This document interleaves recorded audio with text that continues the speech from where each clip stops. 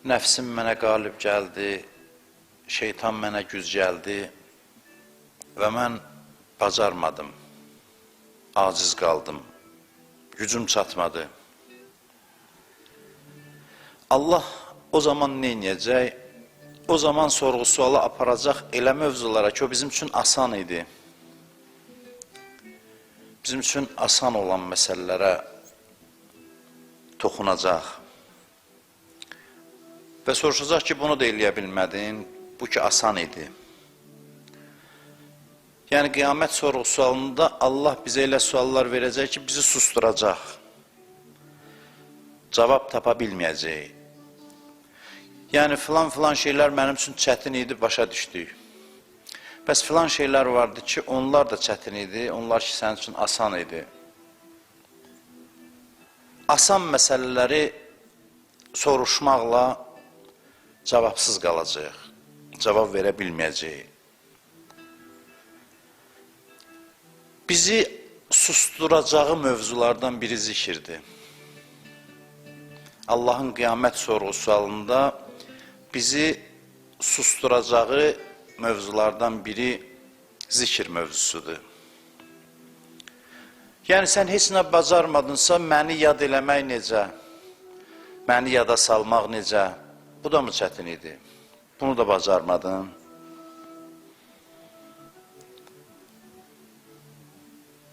Allahı yad etmək. Bu ki, düşüncəyə aid olan məsələ idi. Fikrin haradaydı? Heç olmasa özünü cəm eləyərdin, əməl eləyə bilmirdin, günahdan çəkinə bilmirdin. Heç olmasa məni yad eləyərdin. Yad etmək ki, haldır, əməl deyil, çox da çətin deyil. Hətta Allahın öz zikri çətin olsa belə. Çünki Allah mücərrətdir, bizim kimi bir canlı deyil ki, biz onu yad eləmək asan olsun. Onda sual bu olacaq ki, bəs mənim övliyalarım, dostlarım, onları necə? O ki, lap asan idi. Onlar insan idi sənin kimi.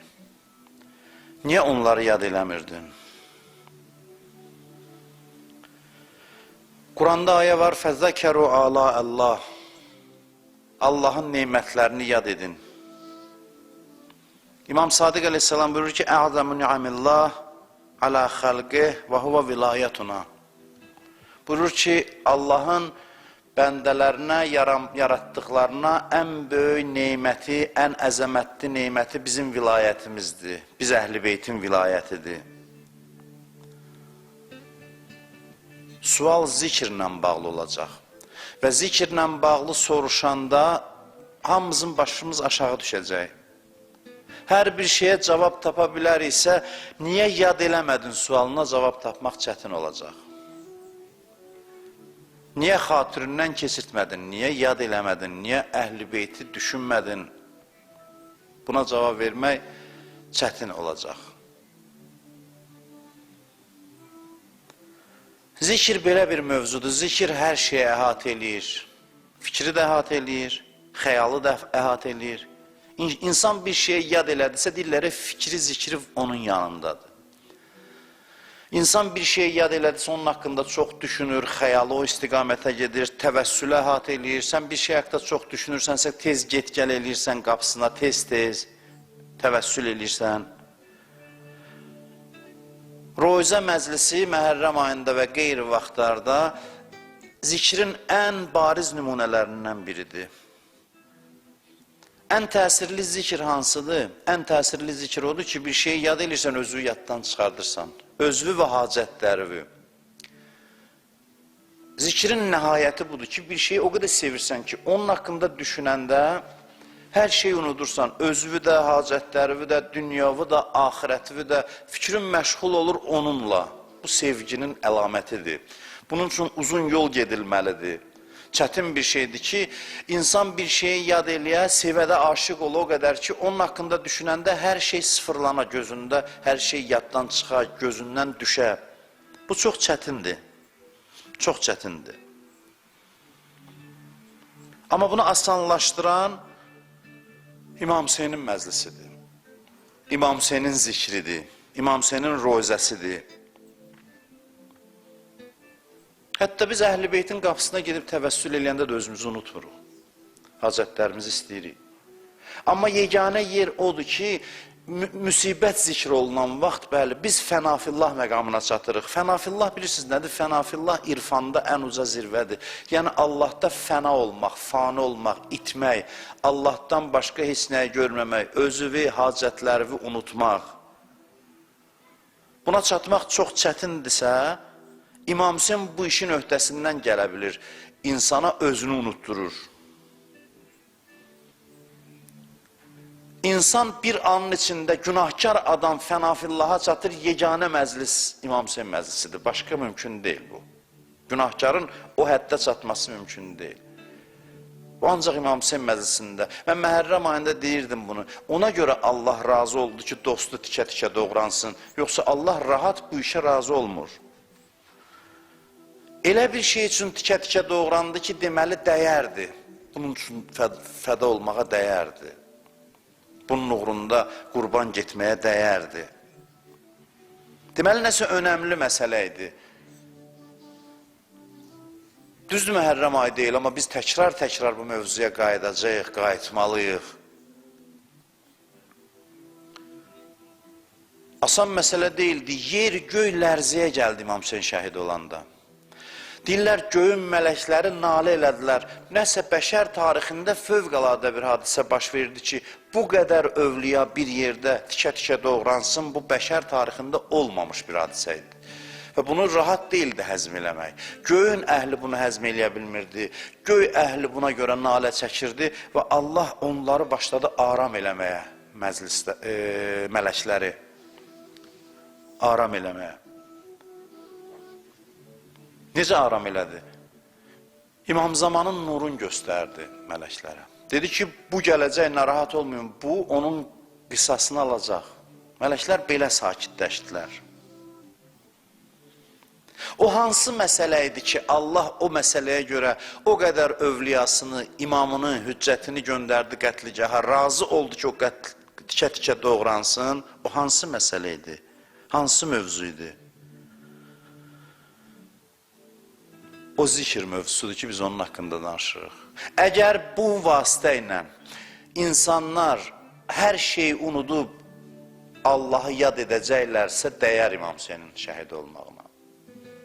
Çünki başqa heç cür mümkün olmur. Başqa bilirsiniz necə mümkün olur? Gərək illərlə, aylarla təzkiyə eləsin, özü ilə məşğul olsun, nəfsi ilə mübarizə aparsın. Başqa cür olmur deyə Allah dedi ki, bir iş görüm ki, hamıya əl çatan olsun Allahın zikri, hamıya. Belə ancaq xüsusilər gedib çata bilir. Bəs neyiniyək ki, hamı bunu təcrübədən keçirsin, hamı özünü unuda bilsin. Bu öz o qədər çətin şeydir ki, bunu unutmaq çətindir. Moizə elirsən, xeyri yoxdur, namaz qılırsan, xeyri yoxdur.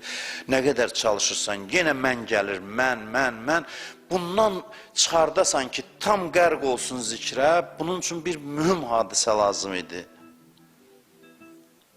Ki, İmam Hüseyni ona görə qətligaha Allah göndərdi. Göndərdi ki, bütün səsləri batıra bilsin. Bütün qeyri diqqət çəkən mövzuları gözdən sala bilsin. O da Kərbəladır və o məclislərdə iştirak edənlər də bilirlər ki, buna İmam Hüseyin nail ola bilir. Bunu təcrübədən keçirdiblər.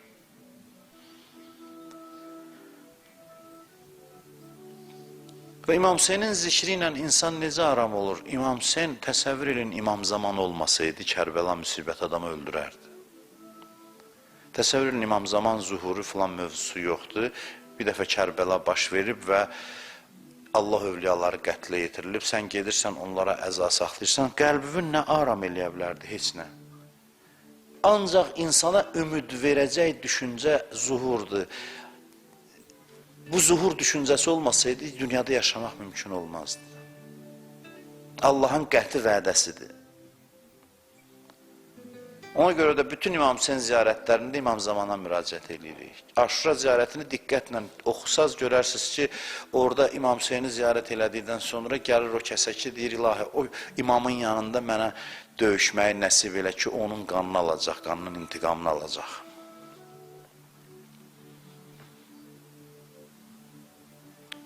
və zülmlə istənilən mübarizə, mən düşünürəm ki, o zuhur üçün zəmindir. Bizim əskərlərimiz, bizim ordumuz, mən keçən söhbətlərdə də dedim, təkcə bu məsələyə bir lokal münaqişə kimi baxmamalıyıq. Mənim şəxsi etiqadım bundan ibarətdir ki, bu insanlıq düşmənlərinin qarşısında dayanmaq bəşəriyyətə xidmət idi. Bu şanlı bir tarixdir. Bəli, bu milli bir məsələdir, amma təkcə milli mövzu ilə məhdudlaşdırmağın tərəfdarı deyiləm. Onun gələcək yolunu açmaqdır, onun zuhuruna zəmin yaratmaqdır. Bir növ İmam Hüseynin intiqamını almağın bir təzahürlərindən biridir. Çünki batil batildir, hər zamanda eyni xislətdədir, eyni şəkildədir. Və həmin o batilə qarşı dayanan insan, mən bilmirdim mənim səsimi eşidirlər ya yox, hər dəfə bunu deyirdim ki, əskərlərə gedəndə də, danışanda da çatdırmışıq bu şey ki, hər bir addımınızı məhz ona bağlayın ki, işiniz daha keyfiyyətli olsun, daha əzəmətli olsun. Çünki siz təkcə bir xalqın milli məsələsini həll eləmirsiniz. Bizim əskərlərimiz, mən deyərdim ki, bəşəriyyətin boynuna haqq qoydular. Getdikcə tarix bunu bəlli eləyəcək. Harada bir cinayətkarla, təcavüzkarla kimsə vuruşursa, o zülmün qarşısını alır, zülmün yayılmasının qarşısını alır, yol təmizləyir, haqqın yolunu açır. Və bu qələbəmizin ən böyük qazanclarından biri də budur və ümid edirəm ki, yaxın gələcəkdə onun bərəkətlərini biz hər sahədə görəcəyik. İki mövzu var bizim məktəbimizdə, Kərbəla və Zuhur. Kərbəla bizə Allahı xatırladırsa, içində bir matəm də var, bir qəm də var. Bu qəmin içində ümidlənmək üçün Allah İmam Zamanı qərar verib ki, ümidinizi itirməyin. Hər şey yaxşı olacaq. Bu qan hədər getməyəcək. Və o zuhur eləyən kimi, ya ləsəratəl Hüseyn, ey Hüseynin intiqamını alanlar şuarı bütün dünyanı bürüyəcək. Və keçmişdə və gələcəkdə olacaq bütün zalimlardan, bütün bəşəriyyət düşmənlərindən qisas alacaq. Mövzumuz zikirdirsə, zikir nədir? Zikir yəni Allahı yad etmək, hər bir halda özünü unudaraq yad etmək. Zikrin nəhayət mərtəbəsi budur, irfandır bu, irfanın həqiqəti budur. Və irfanı biz günahkarlar necə təcrübə eləyək? Övliyaları bildik. Biz günahkarlar necə təcrübə eləyək irfanı? Onun üçün İmam Hüseyn qətligaha getdi ki, elə bir təsirli hadisə olsun ki, biz günahkarlar da irfan halını hardasa yaşayaq. İrfan halı nədən ibarətdir? Və Subhanallah nə deməkdir? Subhanallah zikrin nəhayətidir də. Yaradılışın məqsədi Subhanallahdır. Subhanallah bu deməkdir ki, ay Allah sən nə gözəlsən. Bir adam ürəklə desə ki, ay Allah sən nə gözəlsən, özünü unudub o məqamda. Biz onu deyə bilmirik. Biz deyirik ki, namazda neçə dəfə deyilməlidir. Biz ona fiqhi məsələ kimi baxırıq. Subhanallah, Subhanallah, Subhanallah. Rükumuz düz oldu, qalxırıq, sonra gedirik səcdəyə. Amma Subhanallahın həqiqəti nədir? Yəni, sən onu müşahidə edirsən, hər şey gözündən düşür, heç nəyə görmürsən, ancaq təkrar edirsən ki, ay Allah, sən nə gözəlsən. Biz bu hala gedib çata bilmirik. Çünki bunun üçün özü unutmaq lazımdır. Bu öz bizə mane olur. Bu çətindir. Bu yolu necə asanlaşdırmaq olar? İmam Hüseynin məzlumiyyəti ilə. Yeganə yerdir ki, əcr, mükafat, hər şey yaddan çıxır. Bizə nə qədər deyirlər ki, Kərbəlaya gedənə filan qədər savab verilir. Nə bilməm, məsələn, məclisində oturana filan qədər savab verilir. Ayağı qoyan kimi yaddan çıxır. Gəlib hətta biri desə ki, sən indi bu qədər savab qazanarsan, bəlkə də acığımıza da gələr. Keç bu mövzunun yeridir.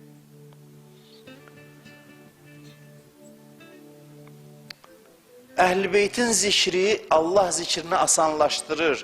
Əhl-i Beytin zikri, Əhl-i Beyti yad eləmək sənə bir ləzzət daddırır ki, heç bir ləzzət səni özünə çəkə bilməz. Heç bir ləzzət. Çünki insan belə qurulub ki, ləzzət olan tərəfə gedir. Məntiq olan tərəfə getmir. Çox mühüm nöqtə budur, vallah. Əsas məsələ budur. Sən məntiqli danış, tutarlı dəlil gətir, insan ləzzətə tərəf qaçacaq. Bu qaydadır, insan belə qurulub. Bəs əlac nədir? Dinin məntiqli sözləri ilə yanaşı bir yerdə bir ləzzət olmalıdır ki, onu günahkar da dada bilsin. Kərbəlanın əsas mövzularından biri budur. Allah zikrinin ləzzətini günahkarlara daddıran yeganə vasitə Kərbəladır. İmam Hüseyin ona bağlı hər bir şeydir. O ləzzəti dadmalısan ki, səni günah çəkə bilməsin. Yoxsa sənin məntiqli sözlərin günahın qarşısında mane ola bilmir. İnsan başa düşə-düşə gedir günaha tərəf. Anlaya-anlaya gedir günaha tərəf. Gərək o ləzzəti mənəviyyatda təcrübə eləsin ki, qarşısı alınsın. Yoxsa çox yerdə məntiq dəlil işləsəydi nə vardı? Adam elə bir ki, oturaq söhbət eləyə, məsələni həll eləyə. Elə 2 vur 2 4 demiş. Sən onu qane elədin, beyni qəbul elədi.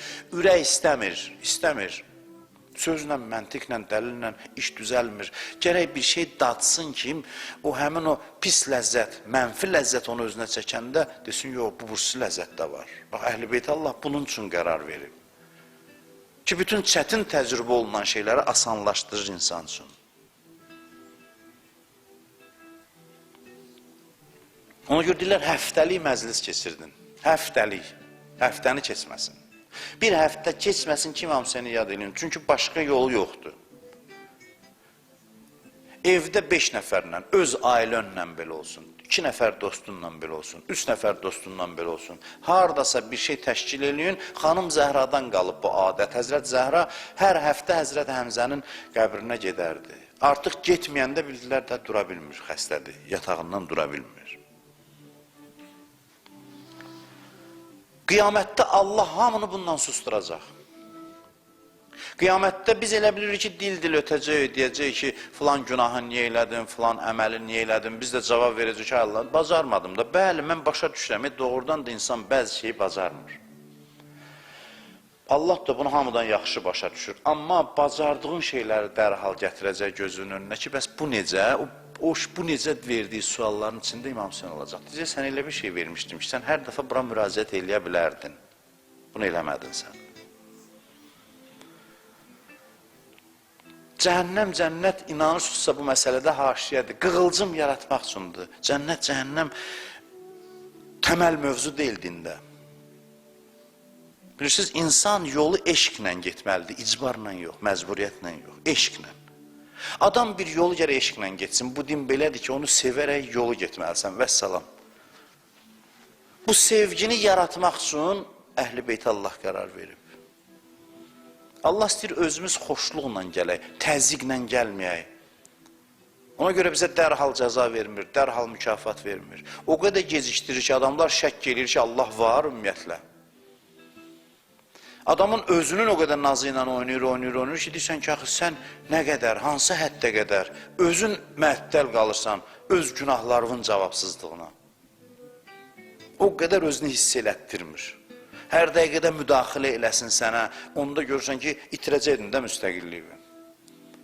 Biraz kənara çəkilib, incə müdaxilə eləyir ki, sən hiss eləməyəsən. O müdaxiləni hiss eləsən sən, kobud müdaxilə eləsə, sənin azadlığın əlindən gedəcəkdir. İstəyir özün gələsən, özün gəlmək üçün də rəğbət lazımdır. Rəğbət necə yaranır? Əhl-i Beytlə. Bu rəğbəti Əhl-i Beyt yaradır insanda. Və fikir verirsinizsə, əgər ən çox adam il ərzində məclislərə baxsaq, ən çox adam İmam Hüseynin başına yığışır. Qəribə bir şeydir, insanın təbiətini açıqlayır. O yerlər ki, deyirlər, getməsən cəhənnəmə gedəcəksən, o yerlər ki, vacibdir, vacibə bu qədər toplaşmır. Buradakı məcburiyyət yoxdur, eşq var, bu daha tez cəzb eləyir. Ən çox Ərbəin ziyarətinə gedir. Ən böyük şövqlə ora gedir. Məscidlərə ən çox Aşura günü gedir. Mən xatırlayıram, bir alim danışır, deyirdi, Ərbəyində idi, xaricdən gəlir cəmaat, böyük hadisədən milyonlarla adam, o boyda məsafə qət eləyir, yemək, içmək, hamısı pulsuz. Bunun hamısını bilirsiniz də, bu diqqət cəlb eləyən bir hadisədir. Nə qədər də istədilər ki, onun rəngini azaltsınlar, alınmır da, hər dəfə o arta gedir. Deyir, Fransadan gəlmişdilər, mən də tərcüməçi ilə danışırdım. Bunlar bizdən xeyli yol getdilər, Nəcəflə Kərbəlaya qədər. Birdən deyir, yolda dedim ki, ümumiyyətlə bilirsiniz ki, bu vacib dini ayin deyil. Deyir, gözləri bərəldi mən bu söz deyəndə. Deyir, biz bura gəlincə, indiyəcən biz bilmirdik ki, bu vacib deyil. dini ayin, elə bilirdi ki, bu vacib bir dini ayindir. Deyir, bəs bu qədər adam niyə yığışır? Deyir, əmək eşik çəkir, gətirir, ləzzət üçün gəlirlər. Deyir, ondan sonra bir başqa hala düşdülər. Sonra deyir, elə bir təəccüblə baxışları da fərqləndi. Məsələn, biri var, həcc ziyarətidir, inanan adamdır, başa düşür də o, xarici də olsa başa düşür ki, bu etiqadlı adamdır. Buna deyiblər, getməsən, əzaba düşəcəksən, cəhənnəmə düşəcəksən. Bu da məcbur olub durub gəlib də, məsələn, belə bir. Amma deyir, onu deyəndən sonra bunlar təəccübləndi ki, necə ola bilər bu? Ondan sonra deyir, biz baxışımız başqa cür oldu Ərbəyinə, İmam Hüseynə. Yeganə yerdir ki, insan ləzzət təcrübə eləyir, o da Əhl-i Beytin və İmam Hüseynin zikridir.